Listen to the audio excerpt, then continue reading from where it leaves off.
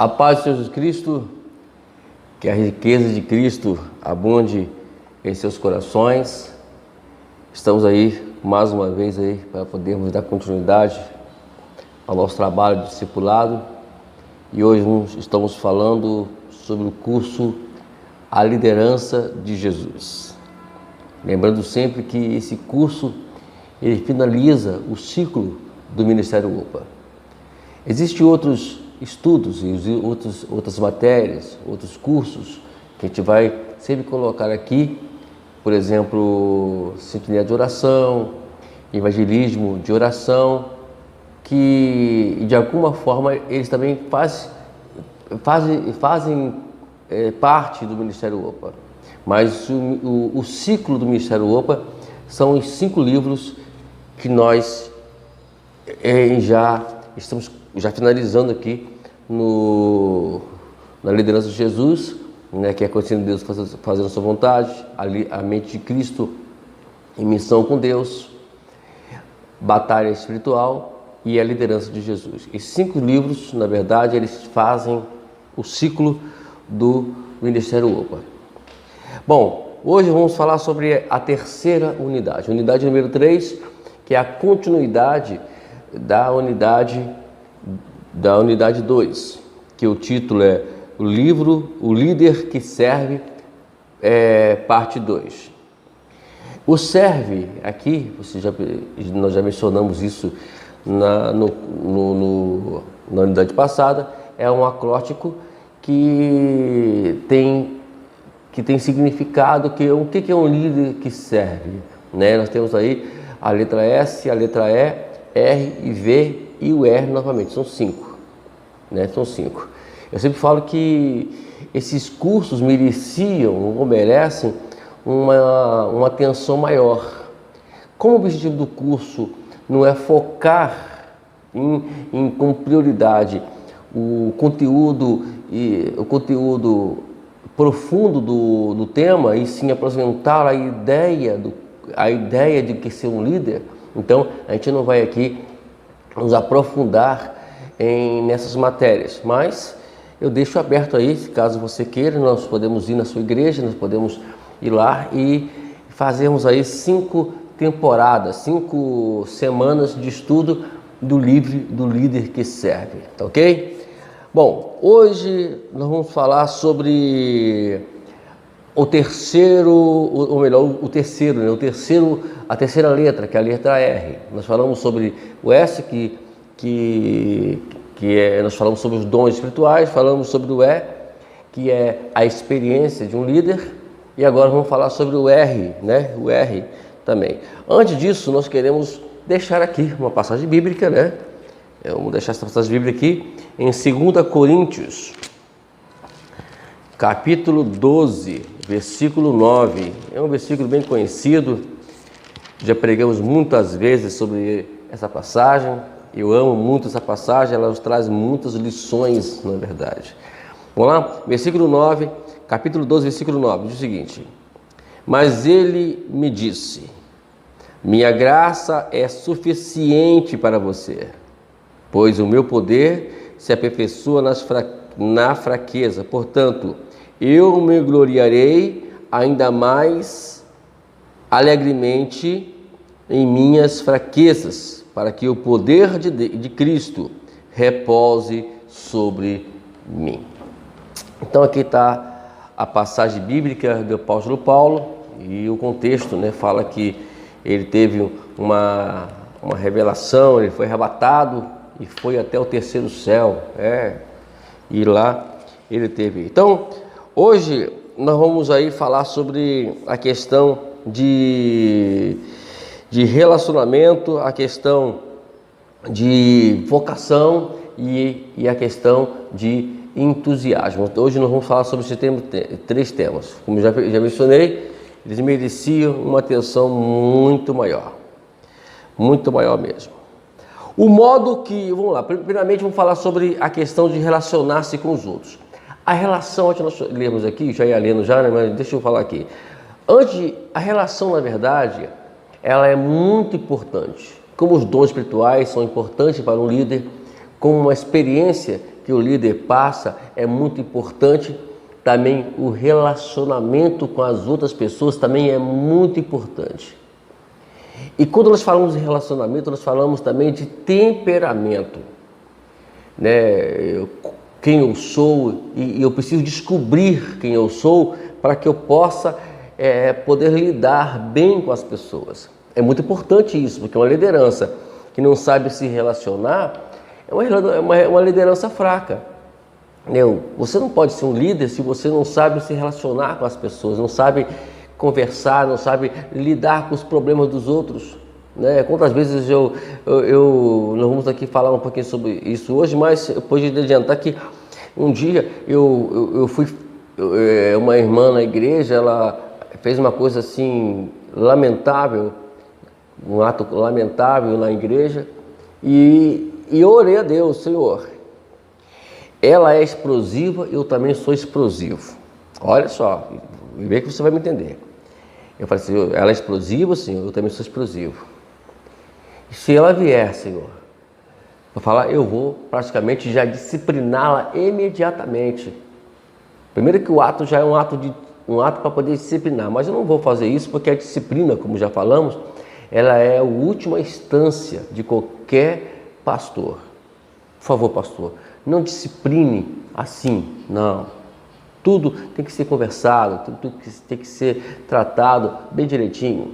E eu sempre fui assim. E aí, chamei ela para o gabinete. Orei a Deus, é claro. E chamei para o gabinete, e quando ela entrou, ela baixou sua cabeça, reconheceu o seu erro.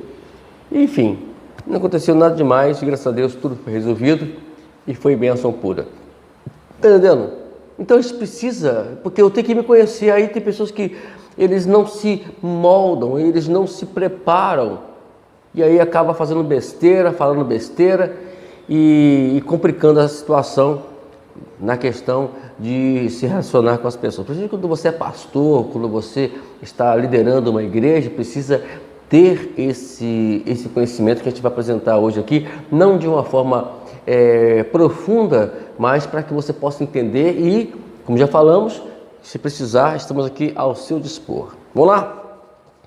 O modo como você se relaciona com os outros é a base para o tipo de líder que você será.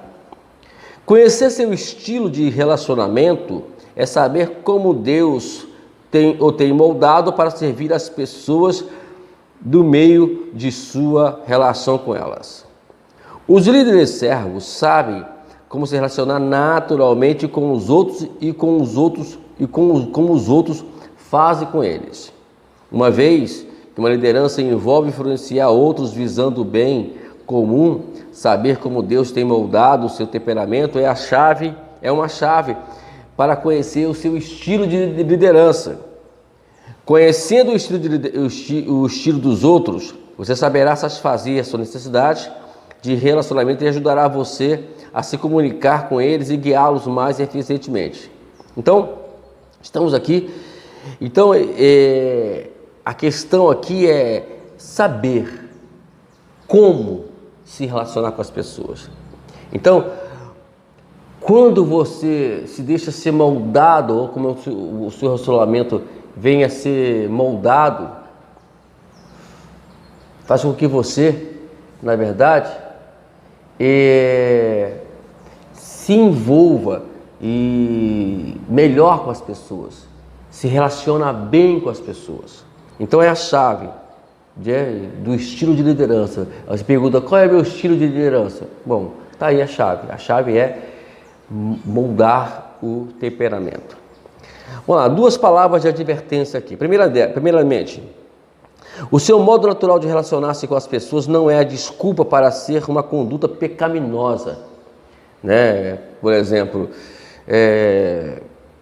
eu sou uma pessoa dominante, né? Atropela a todos. E tem pessoas que vangloriam-se com isso. Eu sou assim mesmo, eu sou uma pessoa explosiva, né? Perdoa se eu ferir você aí, mas eu tenho que falar, papá, e tem que tomar esse cuidado. Isso não é estilo de liderança, né? Você não vai poder utilizar isso como estilo de liderança, né? As pessoas têm que saber lidar. Existe questões que eu particularmente utilizo no meu estilo de liderança, mas tem que saber com quem você vai utilizar elas e se elas vão suportar, e se Deus orientou você a fazer isso, porque eu só faço as coisas, temos que fazer as coisas somente sob a orientação de Deus. E aí, mas existem líderes que não querem saber disso não. Isso não. Nós temos aí no texto que nós lemos aqui, é que o apóstolo Paulo, Deus permitiu um espinho na carne na vida de Paulo. Mas por que esse espinho na carne? É para poder Paulo entender que ele precisava avaliar a sua vida. Porque se você for ler o contexto, você vai ver que para que Paulo fala, para eu não me vangloriar, Deus permitiu um espinho na carne. Vangloriar de quê? Da visão que ele teve. Porque muitas pessoas se vangloriam por aquilo que Deus fala, por aquilo que Deus mostra. Toma cuidado, amados. Isso é um problema muito sério. Nós temos que tomar muito cuidado com essas questões de eu preguei e algo aconteceu. Não, amados. Você não fez mais do que a sua obrigação pregar, não fez mais do que a sua obrigação orar. Então essa é a mentalidade, essa é a forma de nós pensarmos. E aí, Paulo agora descobre nessa passagem aí que ele tinha um ponto fraco. E que ele precisa, e Deus leva ele a esse ponto fraco, a essa fraqueza. Então essa fraqueza faz com que ele se fortaleça, porque Deus só vai trabalhar nas nossas vidas quando nós nos posicionarmos como pessoas frágeis. Não, porque às vezes eu me julgo tanto forte e acaba a gente, infelizmente, fazendo coisas, falando coisas que não deveríamos falar.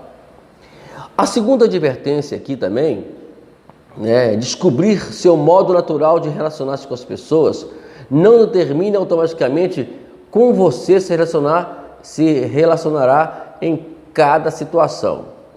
Então, a questão fortes e fracos, o que determina o ponto forte e fraco? Nós temos que avaliar essas questões todas, porque elas porque ela faz parte do estilo de liderança, nosso estilo de liderar, de trabalhar. E a gente precisa, fazer essas análises, essas avaliações, para que nós venhamos ter uma liderança sucedida, vencedora. Tá ok? Vamos lá. Essa atividade se baseia em uma teoria comportamental bastante usada para os outros escritores cristãos. O modelo de 4 categorias tem sido provado durante muito tempo e tem forte apoio científico. Nós temos aí as quatro categorias de temperamento. Já é provado cientificamente, como já lemos aqui, é provado de forma prática dentro do estilo de liderança, dentro das instituições, seja ela igreja, seja ela empresas, seja ela escola, enfim, em casa também, porque o casal, tem um temperamento assim, outro temperamento tal, tem que também entender um ao outro. Esse curso, na verdade, hoje, ele vale não somente para liderança, mas também para até casamento. Vamos lá? Quais são eles? Vamos ver aqui as quatro categorias. Vamos lá. Dominante. Aí o dominante é o colérico. Influente, o sanguíneo. O sólido, fleumático. Consciente, melancólico. Tá aqui os 4 aí. Nós apresentamos para você aí as 4 categorias do estilo de liderança. Planeje dedicar um tempo extra a essa avaliação, completando-a de forma mais exata possível. Também dedique algum tempo hoje ou durante a semana, se for necessário, para pensar o que descobriu e como os resultados refletem o estilo de liderança. Pergunte-se, como essa compreensão de mim mesmo me ajuda em meu papel de líder e servo? É isso aí. Pergunte para você. ok? Complete a avaliação de modo mais preciso possível. Alguns pontos podem ser difíceis, mas faça o melhor para classificar cada série de termos o mais honestamente possível, a fim de refletir a personalidade singular que Deus lhe deu. Seja honesto. O que você avaliou sobre os seus temperamentos? Então a gente precisa fazer esta avaliação. Sente lá e você vai ver. A gente vai estudar aqui, depois que acabar o estudo, eu aconselharia você, te aconselho a fazer esta avaliação. Tira um tempo e faz essa avaliação. Vamos lá, definições dos estilos de temperamento. Vamos lá. Estilo dominante. Vamos ver ele aqui.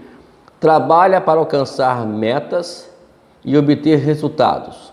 Age melhor em um ambiente ativo e desafiador. Esse é o estilo dominante, que é o colérico. Agora o estilo influente. Trabalha e se relaciona com as pessoas mediante a persuasão verbal. Age melhor em um ambiente favorável e amistoso. Isto é, o estilo sanguíneo. Estilo sólido. Trabalha apoiando e cooperando com os outros. Funciona melhor em meios harmoniosos e de apoio, que é o fleumático. Estilo consciente. Trabalha para que as pessoas saiam corretamente e se concentram nos detalhes.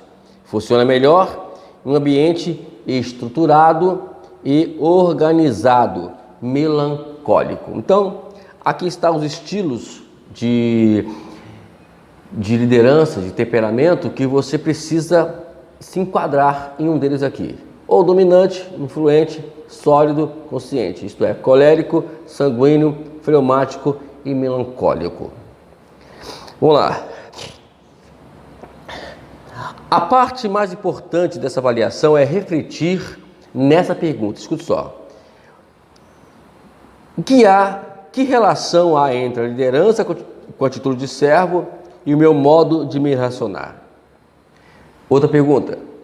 Como Deus pode usar o temperamento que me deu para fazer diferença em minha igreja e em minha comunidade? Então, vamos lá. Então, essas perguntas precisam... você precisa fazer essa pergunta e tentar responder ela, ou melhor, vamos prestar atenção no estudo para a gente poder tentar entender. Aqui nós temos os pontos fracos, os pontos fortes e os pontos fracos desses estilos de temperamento. Eu queria apresentar um por um, para que você preste atenção. Como já falamos, não temos como nos aprofundarmos e darmos muito, poderíamos dar exemplos, eu vou dar aqui alguns exemplos, poderia dar outros exemplos maiores, ou de forma prática, até de uma forma de um drama, ou apresentar uma peça ou coisa semelhante para poder mostrar como é que é feito isso. É muito interessante. Eu tenho um projeto para fazer dar um curso assim, acabou que eu não acabei dando, mas a gente vai ainda nos posicionar sobre isso ainda. Vamos lá, primeiramente, dominante. Os pontos fortes e os pontos fracos. Vamos lá. Primeiramente, o ponto forte ele é direto, ele é ativo e decisivo. Esse é o ponto forte de uma pessoa dominante, que é o colérico. Uma pessoa colérica, ela é direta, vai logo o assunto, ela é ativa, ela se movimenta, ela é decisiva, ela não é uma coisa que fica, né? Eu não sei, não, ela é decisiva e decide de uma forma bem precisa. Agora, tem também os pontos fracos, precisam ser moldados. Aí que entra a questão do moldar. Olha lá, odeia rotina, odeia detalhes, muito controlador. Então essas questões aqui precisam ser moldadas, né? Por exemplo, você vai para uma instituição chamada igreja, você vai ver, e até mesmo a empresa, ela é aquela coisa todo dia, principalmente empresa, né? É todo dia aquilo. Então, é uma pessoa colérica, ela vai de alguma forma ficar entediada por estar dentro daquela rotina do A, B, C, D e aí vai. E também odeia detalhes, não tá, é aquela pessoa que não está ali atrás de detalhes, o que vier na frente está fazendo, está agindo, tem que tomar cuidado, porque isso pode também ser um problema, principalmente dentro da igreja. E muito controlador, tem que aprender a se dominar, se disciplinar nisso aí, é muito importante. Né? Os irmãos observando que estou sendo bem preciso, bem claro, para poder a gente ir direto e bem resumido, tá ok? Agora vamos lá para o segundo estilo, é influente. Os pontos fortes e os pontos fracos. Os pontos fortes é uma pessoa sociável, é uma pessoa entusiasta, é uma pessoa extremamente flexível. Então é a pessoa que ela se associa facilmente no meio de pessoas. Ela é uma pessoa que ela se dá muito, uma pessoa que ela sempre está se envolvendo com as pessoas. Ela é uma pessoa entusiasta, uma pessoa que sempre está animada, né, extrovertida, e não é aquela pessoa que fica, não, é uma pessoa bem feliz, bem assim, para frente, como diz o ditado. E também ela é flexível, extremamente flexível, ela não é a pessoa que vai se endurecer por qualquer coisa, ela sempre está aberta para ajudar as pessoas. Agora, vamos ver o ponto fraco, que tem que ser moldado, tem que ser disciplinado, tem que ser dominado. Vamos lá. O ponto fraco do influente, que é o sanguíneo. Esquece as metas, não dá continuidade, passa por cima dos detalhes. Esse é um problema. E quando a pessoa sanguínea que vai dirigir uma igreja, pastorear uma igreja principalmente, tem que tomar muito cuidado com esses pontos fracos. Porque a gente tem que obedecer metas dentro de uma igreja. Ela precisa crescer. Ela precisa ela precisa dar continuidade, ela precisa continuar e avançar. Principalmente quando se fala em missão da igreja. E a outra, ela passa por cima de detalhes, isso também é muito problemático. Então você pode observar que tanto o colérico como o sanguíneo, eles não são muito detalhistas. Isso é um problema que precisa ser avaliado. Então, por exemplo, vamos supor, Mariazinha, ela é sanguínea ou ela é colérica, por exemplo. Então ela precisa de alguém ao lado dela, e ela precisa dar ouvido, precisa dar atenção também às pessoas que são detalhistas, que a gente vai falar daqui a pouquinho, para que ela possa auxiliar ela a dar sequência àquela instituição. Vamos lá, vamos ao sólido agora. O sólido é o fleumático, né? Os pontos fortes e pontos fracos. O ponto forte do fleumático, que é o sólido, é uma pessoa cooperadora, é uma pessoa acautelada e encorajadora, né? Vamos lá, cooperativo, acautelado, encorajador. Isso é o ponto forte, né? A pessoa que sempre está cooperando, mas ela tem cautela, ela também é uma pessoa que precipitada, uma pessoa que fala de uma forma afoita, impulsiva, e é uma pessoa também encorajadora, ela não encara qualquer coisa. Então tem esse detalhe. Agora, os pontos fracos do fleumático, o sólido, o estilo sólido: não gosta de conflitos, detesta a mudança, muito transigente. Então esse é o ponto fraco. Por exemplo, eu conheço muitas pessoas fleumáticas que não gostam de brigar, não gostam de agitar. Por exemplo, igual o caso aqui do sanguíneo colérico, eles já são pessoas que vão encarar. Já o fleumático já não gosta muito de conflito, prefere se afastar. É uma pessoa, ela vai, aí entra cautelar aqui, que ela vai se afasta, ela se retrai, então não gosta de conflitos e detesta mudança, né? Então isso é um problema que pode também ser dentro de uma igreja. Então precisa também olhar com cuidado. Agora vamos lá para o melancólico, o estilo consciente. Os pontos fortes dos melancólicos: detalhista, consciente, cauteloso. Então esses são o ponto forte do melancólico. A pessoa que vê muito detalhe, uma pessoa que tem consciência do que está fazendo, uma pessoa que tem cautela quando se faz algo. Agora, tem também os pontos fracos, que também é um problema.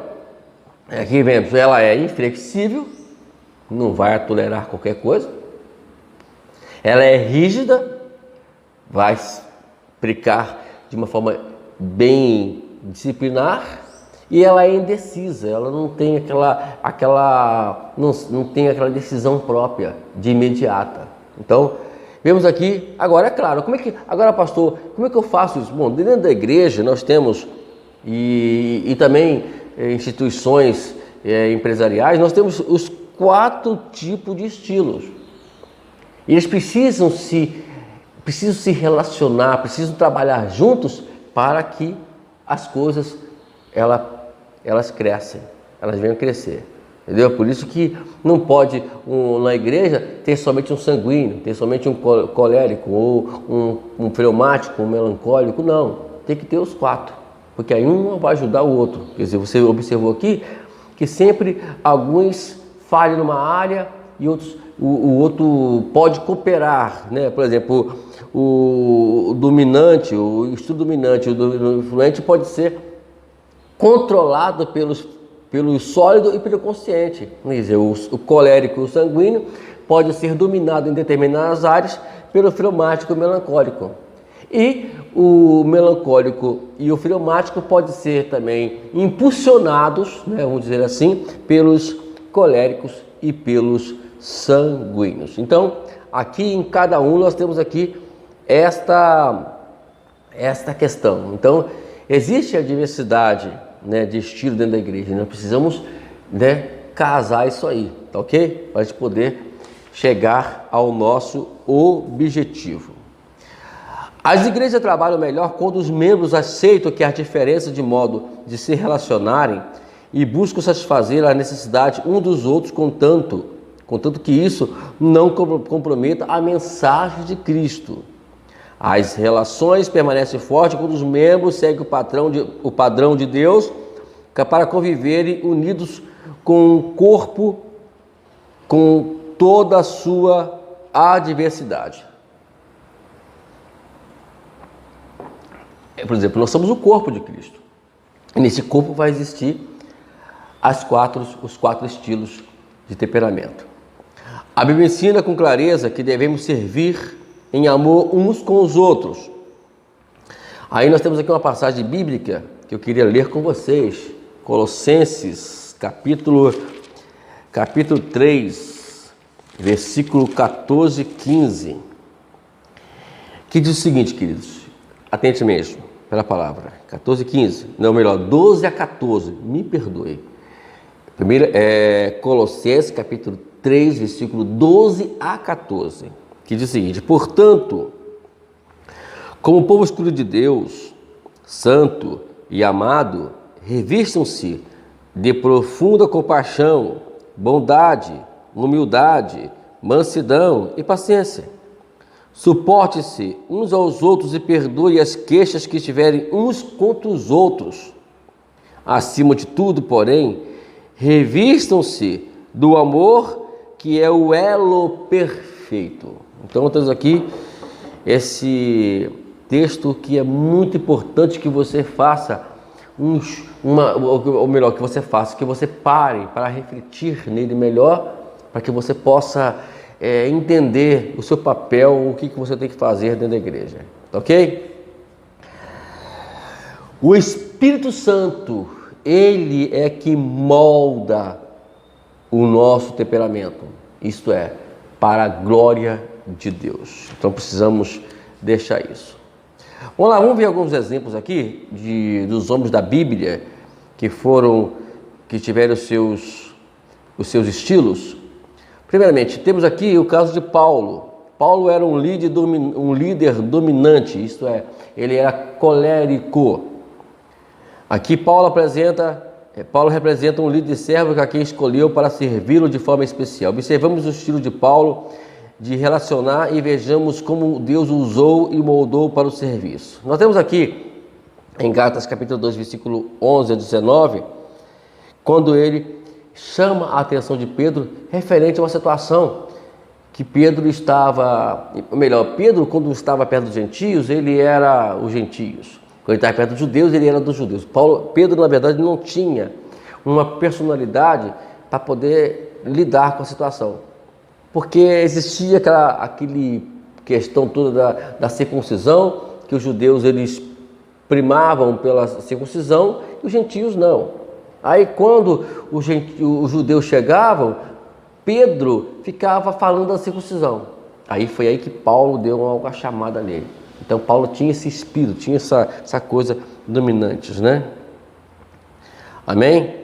Outra coisa também que aconteceu também foi no capítulo 15 de Atos dos Apóstolos, isso no versículo 36 e 41, quando na primeira viagem foi Paulo, Barnabé e João Marcos, né?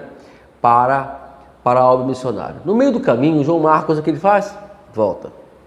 Aí depois, quando foi fazer a outra viagem, o que aconteceu?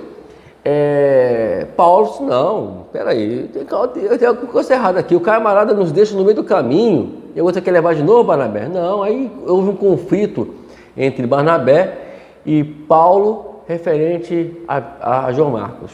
E aí foi que houve a separação, Barnabé pegou João Marcos e foi seguir o caminho, e Paulo chamou Silas para poder também trabalhar. De alguma forma tudo saiu bem. Né? Tudo saiu bem, né? Então as coisas não ficaram ruins, porque a obra do Senhor não parou. Por isso que nós falamos aqui, ela não pode interferir. Conflito, amado, sempre vai haver dentro das igrejas ou de qualquer instituição. O que não pode é interferir na mensagem da cruz, entendeu? Toma muito cuidado com isso. Vamos pular aqui. Nós temos aqui também Jesus, que também tem o espírito colérico, né? Também Jesus tinha esse espírito colérico também, que ele era uma pessoa dominante que enfrentou os fariseus com muita garra e com muita precisão. Vamos lá? Vamos agora para outro estilo também. Barnabé era o chamado estilo influente, o sanguíneo. Barnabé é mencionado no princípio do livro de Atos. Ele era um levita da ilha de Chipre, seu nome era José, mas os apóstolos chamavam de Barnabé, que quer dizer filho da consolação. Sabendo que ele tinha um coração generoso e dividiu seus bens com a igreja. E aí nós temos aqui em Atos dos Apóstolos, capítulo 9, versículo 23 a 28, quando ele foi lá e abraçou Saulo de Tarso para poder ajudá-lo a ir, para poder auxiliar e discipulou Paulo, né? No capítulo 15, e aí já mencionamos aqui o problema dele com Paulo, referente a João Marcos. Ele, por ser uma pessoa que não queria, na verdade, desfazer de João Marcos, preferiu dividir com Paulo, sair da parceria com Paulo, para poder não deixar João Marcos. Então ele era uma pessoa muito influente, uma pessoa muito querida, né? Esses pontos, na verdade, são muito importantes, porque a personalidade aqui, forte, era flexível à situação que estava acontecendo ali. E Paulo não foi nem um pouquinho flexível, Paulo já foi direto, né? Ele era um colérico que não adianta, que não tem flexibilidade, não tem coisa, vai logo, não quero, acabou. Então, Jesus, na verdade, ele era influente, ele era um sanguíneo, que quando ele foi confrontado pelos fariseus, quando ele foi ali, quando ele teve aquele encontro com a mulher samaritana, ele ali, o que ele fez? Ele acabou trazendo para aquela mulher uma conscientização do pecado dela e consequentemente, ela se converteu. Porque existia aquele probleminha entre samaritanos, entre judeus, e ele quebrou esse gelo, ele quebrou esse clima de guerra, né, de entendimento, e acabou aquela mulher sendo abençoada. Vamos lá? Nós temos aí o outro exemplo, agora fleumático, um líder seguro. Temos aqui o exemplo de Abraão. Deus escolheu Abraão para ser o pai de seu povo escolhido. Deus enviou de sua terra natal para a terra prometida de Canaã. No caminho, enquanto obedecia a Deus, vários fatos relataram o estilo de relacionar-se com Abraão. O primeiro que aconteceu foi no Egito, em razão da fome. Então, para ele evitar conflito, o que ele fez? Ele fez uma meia mentira. Falou que Sara era sua irmã. Que na verdade era meia irmã, mas era esposa dele. Então, vejam que muitas pessoas às vezes agem como Abraão.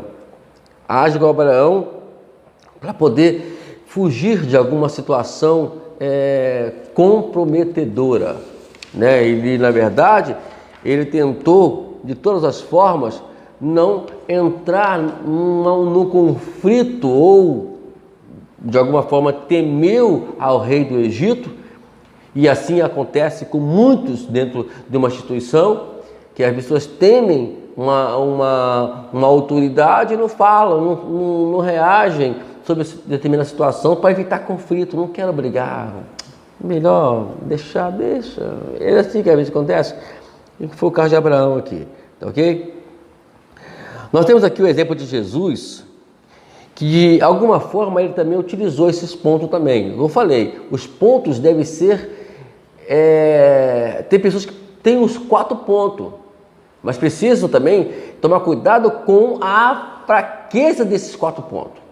Vamos ver o exemplo de Jesus aqui. Jesus também mostrou o ponto forte do estilo de seguro relacionar-se com os demais. Quando os líderes religiosos lhe trouxeram a mulher sobre de adultério, Jesus mudou a situação, desviando a atenção que estava da mulher. Isto é, ele não confrontou os fariseus, ele evitou conflito. Olha só, tem casos e casos. No caso de Abraão, ele não tinha que evitar o conflito. No caso de Jesus, ele evitou o conflito porque foi necessário. E às vezes nós podemos fazer isso. Não é porque nós somos passivos, não. É porque o momento não era propício, não é propício para você ir lá e confrontar. O que ele fez? Ele pegou a mãozinha dele, não foi a caneta não, o papelzinho dele, e começou a escrever lá no dedinho dele no chão lá, e levantou a cabeça e disse: olha, quem não tem pecado que atire a primeira pedra. Aí deixou a critério deles, não confrontou. Lembrando que Jesus, ele ficou fleumático até o momento que ele estava para ir para a cruz. Quando ele estava próximo de ser crucificado, ele fez o quê? Ele começou a ser um sanguíneo, ele começou a ser um colérico. Entendeu agora, queridos? Para quê? Para provocar, para que a Escritura se cumprisse na vida dele. Isso aí é outro assunto que não vamos mexer nisso aqui, porque, irmãos, é muita coisa que esse estudo aqui nos faz, nos estimula, né, a falar, e eu não posso me empolgar não, porque o tempo aqui é para o curso e não para outras coisas. Eu falei, estamos abertos para poder até falar isso em outros assuntos. Então vamos na continuidade.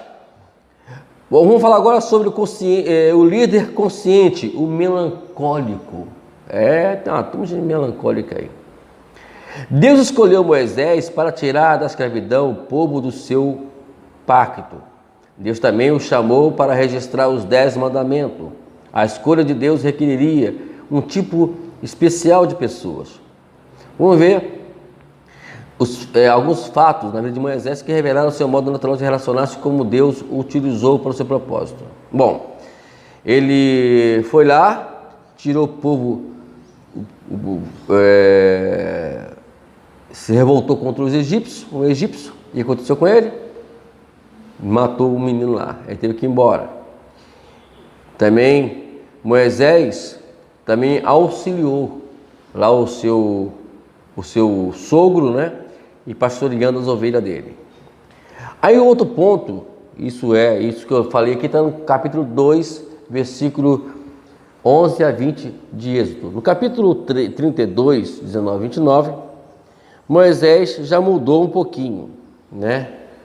Diz a Bíblia que ele, quando ele vai para o Monte Sinai, o povo fica lá e acaba adorando ídolos, né? Eles começaram a adorar, e Moisés, quando desceu, a primeira coisa que instiga em Moisés é a indignação de ver o povo adorando outros deuses. Isso fez com que ele, às vezes, fizesse o quê? Quebrasse as pedras com raiva, as pedras que ele escreveu lá no céu, no monte, com raiva, né? Então tem que tomar esse cuidado, porque, como já falamos aqui, a gente não precisa ser tão rígidos ao deparar com situações assim, né? Então tem que tomar muito cuidado para que a gente não possa ser inflexível diante de uma situação como essa. O exemplo de Jesus aqui vai nos dar essa clareza. Jesus também ele era melancólico. Vamos ver aonde ele se enquadra nisso aqui. Jesus também demonstrou seu ponto forte no estilo de relacionamento. Quando lhe perguntaram acerca da Escritura, Jesus defendeu a autoridade da palavra de Deus. Em um debate com os líderes religiosos do seu tempo, ele afirmou claramente a intenção de Deus nas Escrituras. Jesus constantemente cumpriu os padrões de santidade de Deus enquanto ensinou aos que o questionavam. Então Jesus, na verdade, não precisou ser inflexível, não precisou ser rígido, indeciso, né? Ele pregou, respondeu de uma forma clara, consciente às Escrituras para aqueles que a qual questionaram. Então a gente precisa também ser isso. Você não precisa brigar, você não precisa ser taxativo em algumas coisas, ser rígido. Você pode muito bem, quando alguém te perguntar, você responder para eles com clareza, com objetividade. Então, Deus, de verdade, quer nos usar para o seu propósito, mas dentro desse padrão, né? Você pode estar incluído nos quatro estilos, ou você pode ter um só. Se você tem um só, meu irmão, então você precisa se controlar. Precisa que alguém, ou melhor, se controlar, você precisa ter alguém que tenha outro estilo para você andar com ele. Por isso que Jesus falou que tem que andar de 2 em 2. Um só fica complicado, porque um tem que corrigir o outro, ou um tem que aconselhar o outro. É assim que por diante, né? Então, na verdade, o Deus, ele pode reunir em nós, né, pessoas que têm estilos diferentes para poder equilibrar, a fim de equilibrar as equipes lá do nosso ministério. Depois, se não for assim, vai ficar complicado. Então está aí, amados irmãos, a letra R do acróstico servo. Agora vamos para o V de servo, do acróstico servo, que é a vocação. A palavra vocação vem do latim vocare, que significa chamar. Assim, uma vocação é que uma pessoa se sente chamada a fazer com a sua vida. Nos tempos antigos, o chamamento divino fazia parte do lugar de uma pessoa no mundo. Uma vocação era parte dos planos de Deus para a vida de uma pessoa. Deus chamava e a pessoa respondia e ganhava habilidades necessárias para viver esse chamado. Hoje, a vocação tem mais significado de profissão ou ocupação. Uma habilidade vocacional, o que você aprende para melhor chamamento para a sua vida. E no mundo isso se chama de carreira, né? Eu vou seguir a carreira tal, aquilo que eu fui chamado para fazer. Deixa eu lembrar aqui, deixa eu falar algo para vocês que é interessante, amados. A questão aqui é que quando Deus chama, Ele vai chamar você lhe dando habilidades, dons para você funcionar naquela área. Nunca, de maneira alguma, Deus vai chamar alguém sem que Ele habilite aquela pessoa. É por isso que a gente tem que tomar muito cuidado. Por exemplo, um pastor de uma igreja. Eu já falei aqui em alguns vídeos anteriores aqui, vou repetir de novo agora aqui de novo, tá? É chamado para ser pastor. O camarada não faz seminário, o camarada não estuda a Bíblia, o camarada não lê Bíblia, o camarada ele não para poder meditar na Escritura. Então ele não está valorizando o seu chamado. Porque alguém que valoriza o seu chamado como pastor, como pregador, ele tem que estar comendo Bíblia todos os dias, pensando em Bíblia todos os dias e orando a Deus para revelar para ele mensagem referente à palavra de Deus. Eu, por exemplo, um caminhão de mensagens já armazenada na mente já para pregar. Então, uma porção de mensagem aqui vai pregar, né? Amanhã, hoje eu estou estudando aqui e amanhã, para amanhã eu posso estar preparado porque eu já tenho a mensagem. Até um tempo atrás eu não tinha nada, hoje eu estou com um caminhão de mensagens. Por quê? Porque eu estou me envolvendo com o estudo bíblico, com a Bíblia, eu estou me envolvendo. Porque às vezes você ouve uma mensagem de alguém, além de você aprender a mensagem daquele que pregou, você está também trazendo também, Deus está te dando uma revelação de mensagem que você pode pregar também. Então é assim que move, nós temos um ciclo de vida, temos que, o negócio é girar e vai girando como fosse um moinho, né? Vai girando e mandando água para poder saciar a sede das pessoas. Então o ministério é isso.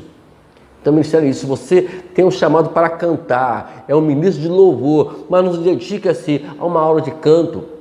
Não se dedica a ficar em casa ou entrar com alguma escola, uma academia de música. Poxa, você quer ser ministro de louvor, meu amado?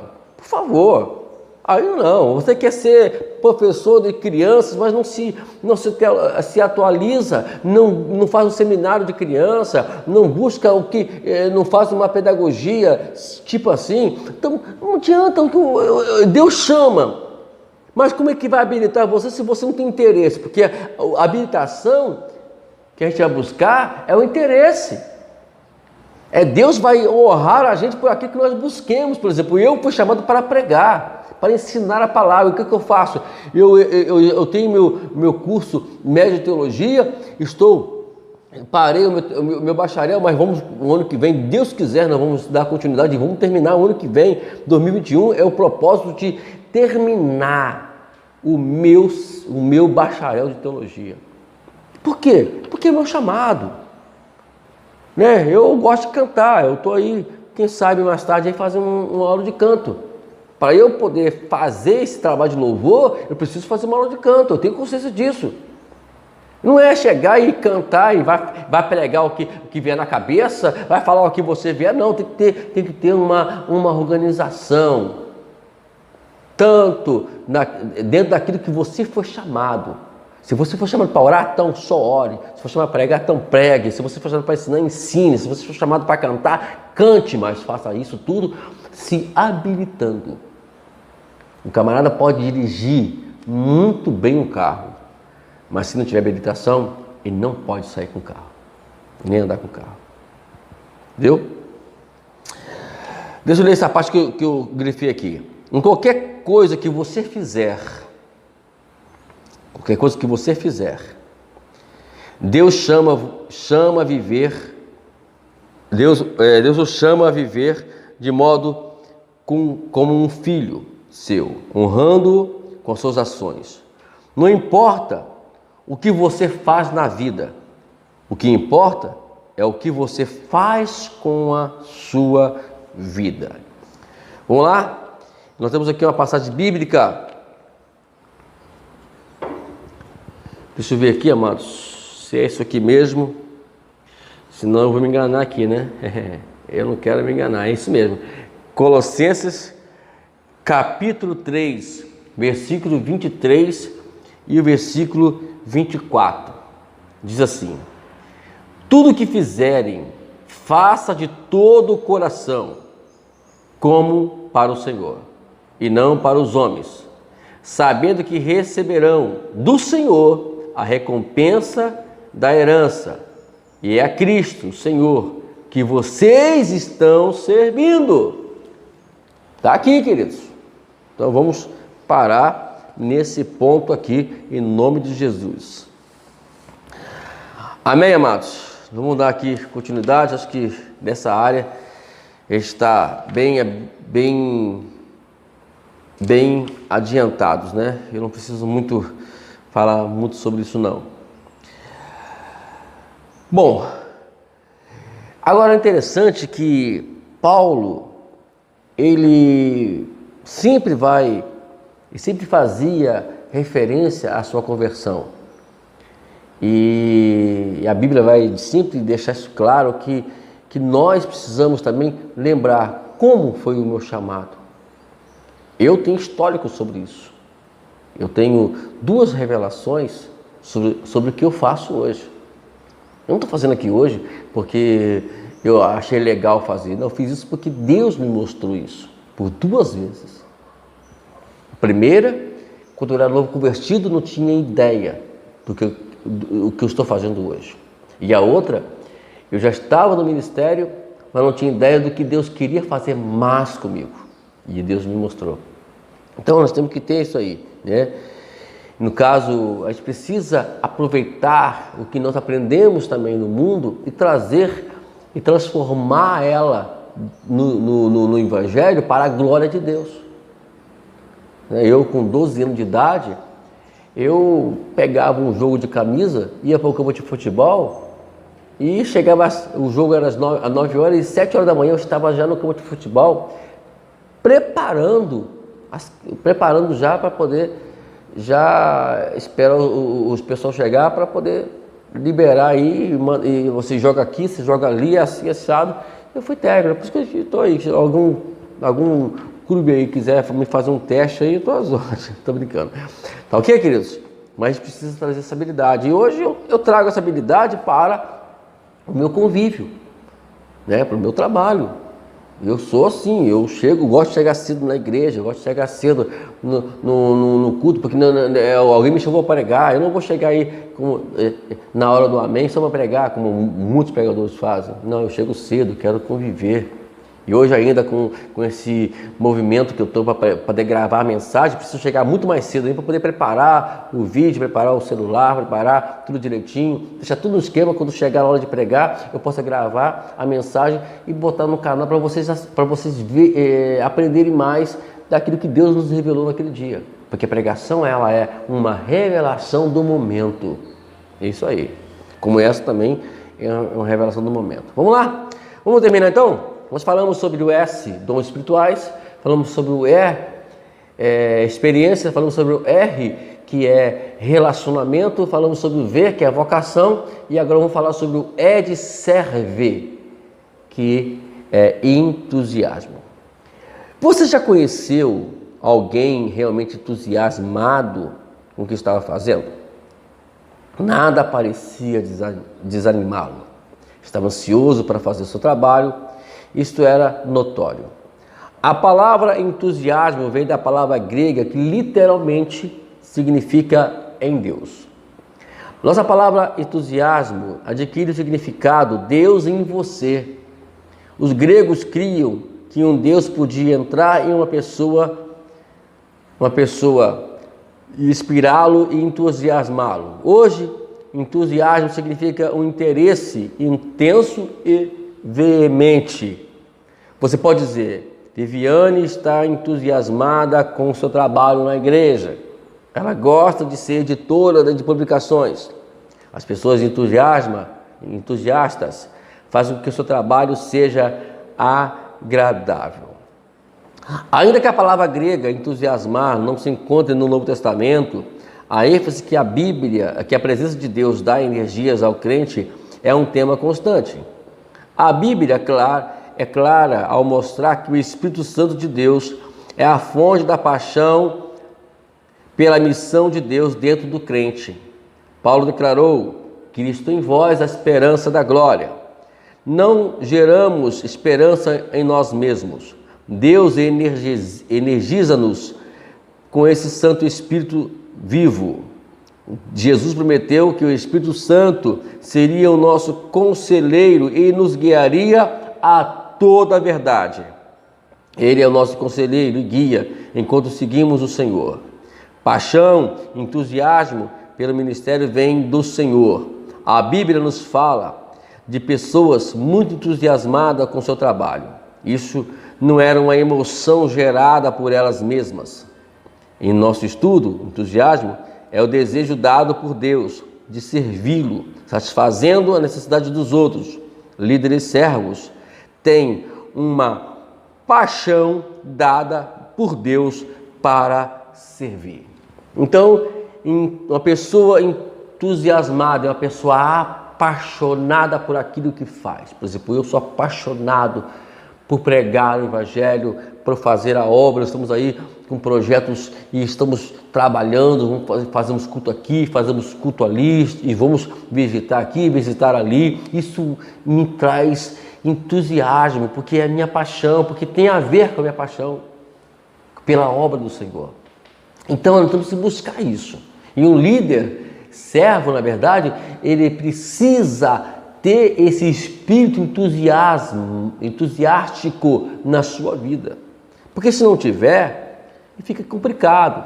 Jesus, aqui está um texto aqui, fala que ele era uma pessoa entusiasta, um líder entusiástico.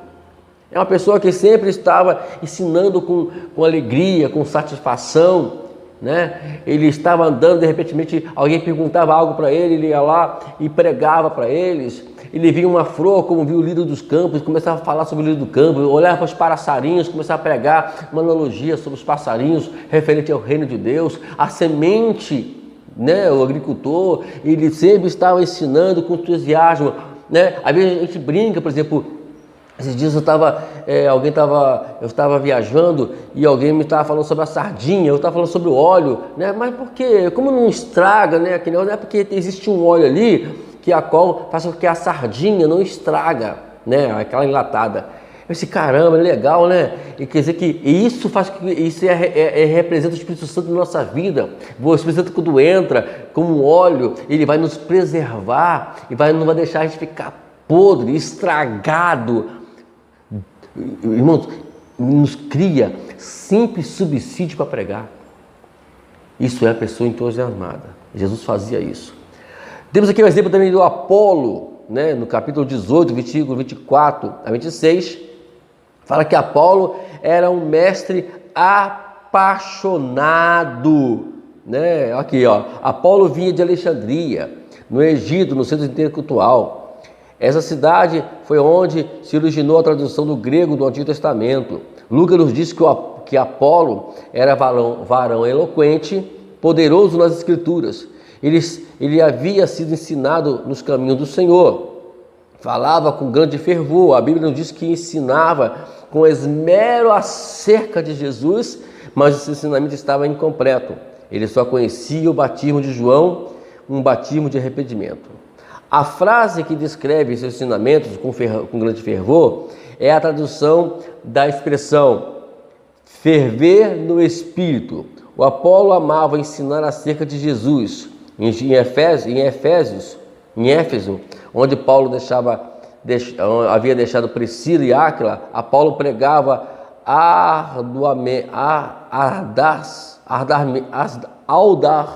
audazmente acerca de Jesus. Por si só, porém, o entusiasmo de Paulo não fazia dele efetivo ministro do Evangelho. Ele conhecia apenas o batismo de João. Transbordava de paixão, mas precisava de ser alinhado. O livro de Provérbios diz: a alma sem conhecimento não é boa. Entusiasmo sozinho não faz com que você um líder servo. Lucas nos diz que Priscila e Áquila levaram Paulo para sua casa e lhe expuseram mais exatamente no caminho do Senhor. com esses dois cristãos mais maduros,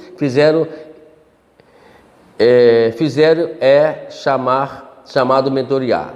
Mentorear, né? A paixão deve ser acompanhada por um espírito semelhante de Cristo, de um profundo desejo de aprender, de um coração de servo. Isto é, quanto mais eu for apaixonado, mais eu preciso estudar. O grande pastor, saudoso, né, pastor Miles Monroe, ele ensinava em seu curso sobre liderança que aquilo que te faz, te impulsiona, é exatamente isso que é seu chamado. Por exemplo, a pessoa, ela se indigna em ver pessoas na rua. Se eu, possivelmente, tenho essa tristeza de ver alguém sofrendo, alguém na rua, crianças principalmente, eu tenho horror de ver criança na rua. Minha vontade de pegar, se eu pudesse fazer um orfanato e levaria todos para lá. É meu sonho, inclusive. Então essa é a paixão. Essa é a paixão. Mas se você tem paixão por algo, que algo te digna, então estuda para isso, para que você possa ser útil. Não é você entrar para a política, não. Não é você ter que, porque tudo que se faz hoje tem que entrar para a política. Eu só vou fazer se eu entrar para a política. Não, sai fora disso. Eu não preciso ser político para fazer algo. Eu não tenho que fazer algo para ganhar em função daquilo. Eu tenho que fazer aquilo com paixão. E quando a pessoa tem paixão, mas a política, pastor, ela auxilia, você tem recursos, tudo bem, eu até acredito. Mas quando se faz com seriedade e com honestidade, que é um pouco meio difícil hoje, nos dias de hoje, a não ser que você queira se entrar na cova dos leões.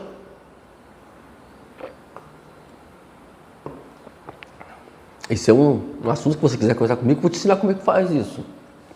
Mas eu, particularmente, não faço, eu não entro em política. Não está entendendo agora? Então, precisamos, se aquilo se funciona, então lute por aquilo. Né? Eu tenho uma prima que é candidata a vereadora hoje, nós estamos aí na véspera, esse vídeo está sendo ensinado na véspera de uma eleição.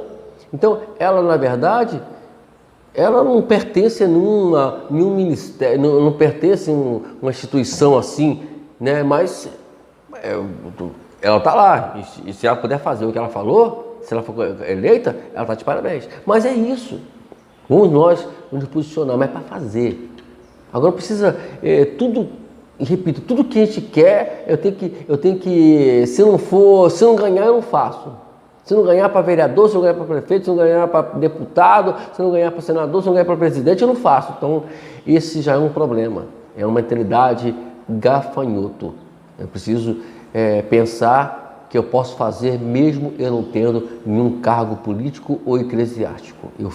O que eu faço hoje, eu fazia mesmo não sendo ainda eclesiasticamente pastor. Isso não vamos dar essa desculpa, que eu nunca dei essa desculpa, eu trabalhei e trabalho ainda hoje em prol disso.